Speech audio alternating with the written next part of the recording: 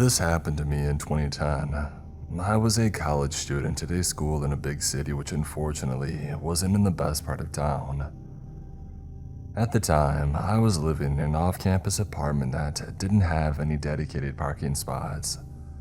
So I always tried to park my car along either side of the building under a streetlight. However, on this particular day, I was only able to get to a spot in the street behind the building. Around midnight, I left my apartment to drive to my then boyfriend's house in another part of the city. He was a musician and he was just getting home from a gig, hence the late night meetup. I hated being outside in the city alone at night, but I hadn't seen my boyfriend in a while and thought that I could quickly make it to my car without any issue. To get from my apartment to my car, I had to walk out the front door of my building, turn the corner, walk alongside the building, which was the length and width of a city block, and turn down the back street where my car was parked at. All in all, this should have not taken me more than a couple of minutes. As I turn the corner to walk alongside my apartment building, I see a man walking directly towards me. He immediately starts calling out to me and saying, "Hey, hey," but he's far enough up the street that I think I can make it to my car before he makes it to me. I quicken my pace and so does he. He keeps calling out to me and saying, "Hey, can you help me? I'm homeless and I need to get home." Obviously that made no sense, and the closer he got, the more that I could tell he was drunk on drugs or both. He was getting closer and closer to me, all the while calling out to me and asking for money to get home. And when I suddenly realized that I couldn't make it to my car before he would make it to me, so I stopped dead in my tracks underneath the streetlight on the side of the building. I always walked with my keys in my hand, so I would never be stuck digging around for them at an inopportune time, much like this one. And thanks to my mom making sure that I was always safe in the city, my keys were complete with a keychain of mace. By this time, the guy was a foot away from me, aggressively asking for money and telling me that he needed to get home. I told him that I had no money and that he couldn't help him. He moved closer until he was inches away from me. I picked up my mace, and in that moment, the streetlight shone on it perfectly so this creep saw it and backed away. And to this day, I swear that I had a guardian angel watching over me. This guy could have grabbed me, taken my purse, or gotten violent, yet the mere sight of my mace was thankfully enough to spook him. He quickly walked past me down the street, and I sprinted to my car and sped away, completely shaking. Needless to say, I never ever walked in my car alone at night again. One of the most frustrating parts of this encounter is that it happened within sight of a city surveillance camera that wasn't functioning.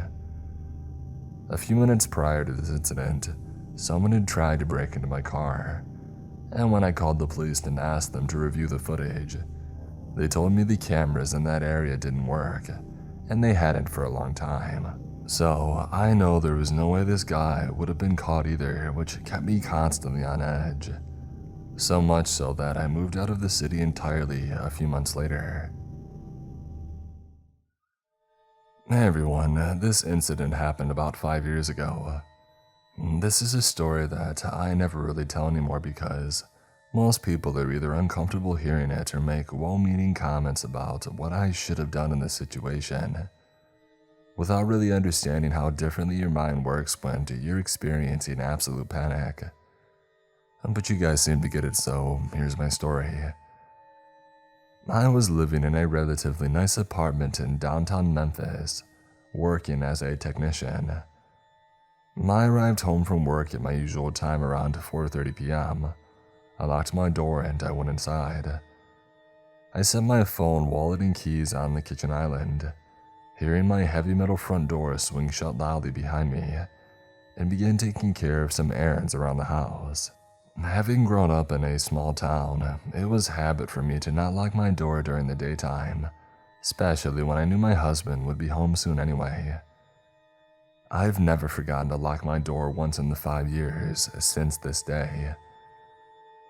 I walked through my bathroom and into the large walk-in closet and began hanging up the laundry that I had started earlier in the day before work. My front door opened and I smiled with surprise. My husband was home a little bit early, and I happily called out to him, "I'm in here, love."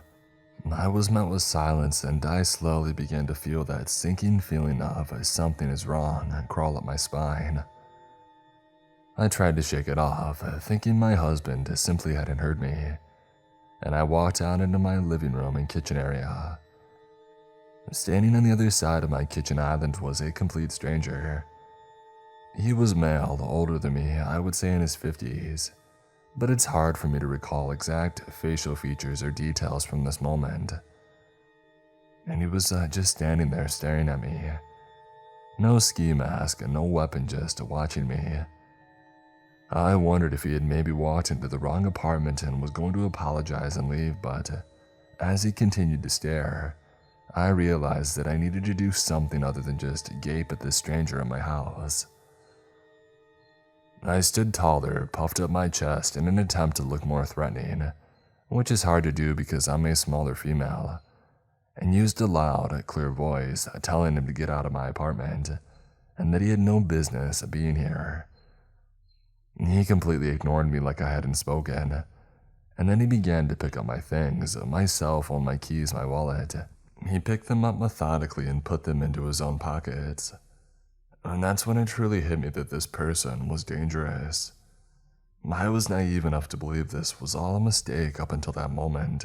I darted forward toward the only other device that I had that would allow me to get help, my computer. I had to take a few steps closer to the intruder in order to reach it, but I still had about 12 to 15 feet between us, so I knew that I could grab it and run before he could get to me. As I picked it up and turned to run, I saw him start to move after me, and I sprinted back toward the bathroom because it was the only place that I can go and put 2 locked doors between us, my bathroom door and the closet door. I slammed and locked the first door, and within seconds, I could hear him messing with it, trying to open it. I ran into the closet and locked that door too, opening up my computer and getting on Facebook Messenger to contact my husband. I sent message after message, pleading with him to call 911 and to tell them that there was an intruder in the apartment. He got the messages and within minutes and assured me that he had a dispatcher on the phone, and he was leaving work himself to try and get to me if he could. I waited and waited. The bathroom door opened and the intruder came inside. He moved to the closet door and started to try to break that door down too. Here's the part where people usually start giving me advice on how I should have acted, but all I can tell you is that I was frozen. With fear, with shock, I don't know. But I didn't scream or cry or search for a weapon in that dark closet. I didn't brace the door or try to hold it closed. I just kneeled in my closet and waited to die, because I just knew that's what's going to happen.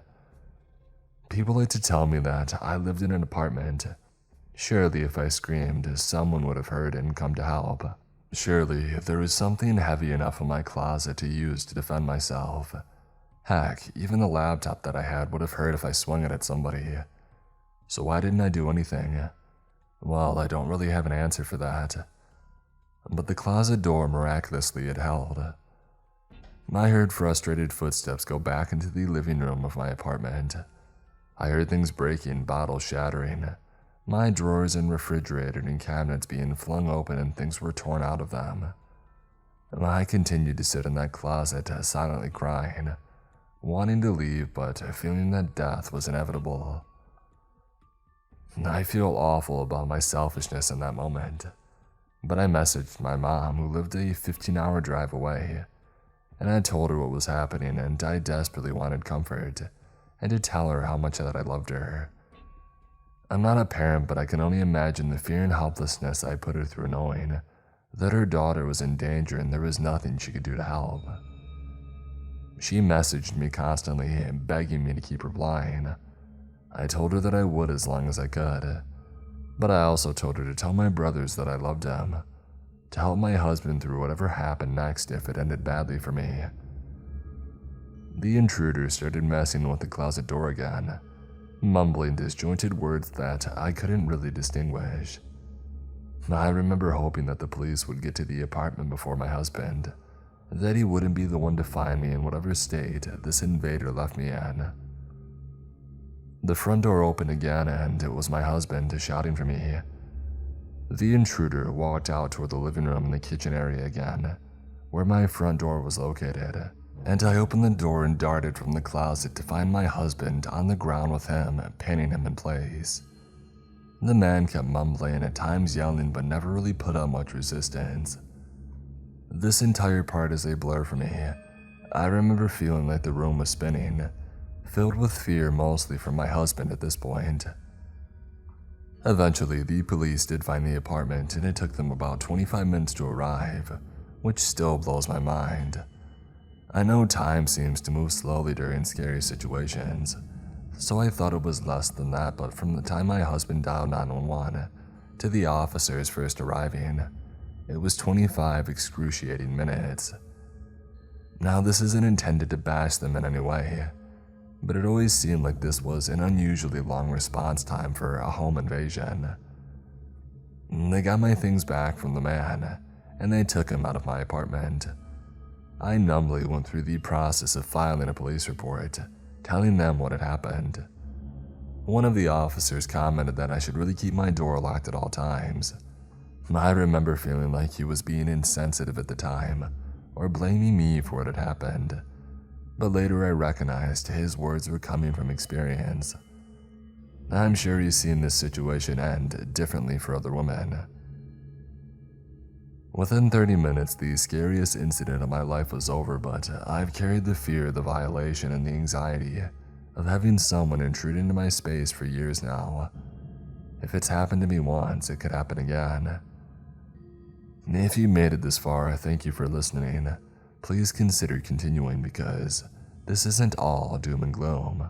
If this or something similar has happened to you and you're still struggling with the aftermath of it, the sleepless nights and the laying awake listening for sounds of forced entry, the nightmares, the constant checking and rechecking your locks, this is what eventually helped me. A year after this took place, my husband and I moved to the Midwest for his job. We selected a safe town with a nice apartment complex and chose a third-floor apartment with only one point of entry. I looked up every statistic on crime for the neighborhood, finding that an isolated incidence of car theft was the only thing reported in decades. I still couldn't sleep at night. It was definitely better than staying in the same apartment in Memphis, but my husband often worked night shifts now and I simply couldn't continue being terrified to sleep at night. I realized my biggest fear wasn't that something could happen again, but that if it did, I was just as unprepared now as I was then. I hadn't changed anything other than locking my door, and I knew that I would likely freeze up again and leave my life up to being able to hide well enough or having a door hold long enough to save me. That was unacceptable. I walked into a martial arts school with an excellent self-defense program, introduced myself, and started taking classes. At first, I was quiet, hiding in the back of the room and generally keeping to myself. My instructor, who was both incredibly kind and incredibly insightful, slowly built up my confidence and brought me out of my bubble of fear. After several months of training, I finally shared my reason for taking classes with him, and he's worked with me tirelessly to give me the ability to protect myself in any environment. I've been training for years now, and the difference it has made in every aspect of my life is unbelievable. The meek, quiet girl that waited to die in her closet doesn't exist. I am confident, I am strong, I am worthy of living and protecting myself and my home. I no longer am ashamed of how I handled the situation that I was in, but I also understand what steps that I can take to ensure that I'm safe. It wasn't easy and it didn't happen overnight, but it was worth it. I recognize this might not be a solution or an option for everyone. Your experience is valid, and however you decide to cope with your own story is the right choice for you. This is how I happen to do it, and it's worked well for me. Thank you for listening again, and I'm a little afraid to share this because I'm not sure how people will respond, but maybe doing so will help someone else that's feeling alone with this. If anyone's struggling with their own story and wants a kind ear to listen, I'm here. Stay safe out there.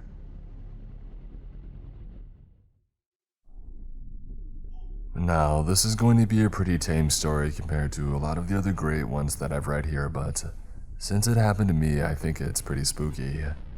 I'm definitely buying a doorbell camera ASAP. I'm writing this only a few hours after everything happened, now that I've calmed down and the sun is coming up and I feel somewhat safer. Last night, I was laying in bed reading a little before I went to sleep. Now, I think it's important to clarify that I live on the outskirts of my town, still in town but definitely on the edge, off the highway that leads out of town and into about a 15-mile long stretch of lots of country. You know, woods, fields, a few residences, but mostly open highway. So, other than the other tenants in my actual apartment building, it's normally very quiet in my area. My building is a square with 4 apartments, and for each of us, our door simply faces out into the open. There's no lobby or foyer or anything. My door in particular looks out into a large field that goes up a hill. I don't remember the exact time, but sometime between 1 or 2 in the morning, someone randomly started banging at my door, which freaks me out at the best of times in broad daylight, but especially in the middle of the night. I nervously went to ask who it was, and this guy with a deep voice claimed he was a police officer and that I needed to let him in. And that's what he said, I needed to let him in, not that I needed to open the door. Luckily, I watch and listen to a lot of true crime stuff, so I got plenty suspicious really quick. I just got near instant alarm bells because he couldn't tell me why that I needed to let him in, what I supposedly did, and he never asked what my name was. He also didn't really sound like a cop, if you know what I mean. Obviously, I was feeling pretty creeped out, so I called 911 to confirm that there was actually an officer at my address, and they said that there wasn't. At this point, I'm freaking out and I kind of call out through the door that I'm on the phone with the police, and the guy just kind of banged on my door one more time, and then he stopped making noise. I presume because he ran off at this point. They sent out 2 cars to my apartment and the officers took a good look around. Unfortunately, the guy was long gone by the time that they got here, and I never saw him, so I don't have a description of him or anything. But the cops said 2 things that make me feel better. 1, they would post more patrols in my area over Halloween weekend, and 2, it was most likely a Halloween prank because the bar down the street from my apartment had a party and it had just closed not too long before.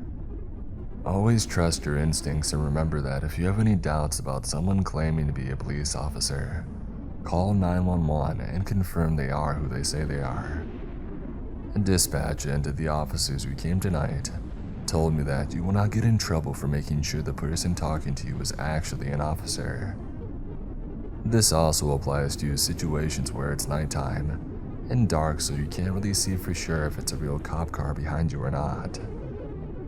If you see flashing lights behind you on a back road or a dark area at night, put on your hazard lights and call 911 first to make sure that it's actually a police car. You won't get in trouble. Better safe than sorry. Update. I'm still fine and the incident hasn't reoccurred. While I tend to agree with the consensus here, it was not merely a prank, but someone with sinister intentions. It seems that the police were able to scare them off, or they moved on to somewhere else. I've also purchased and installed a doorbell camera as well as another outdoor camera that I've hidden elsewhere, so I won't be caught unaware again.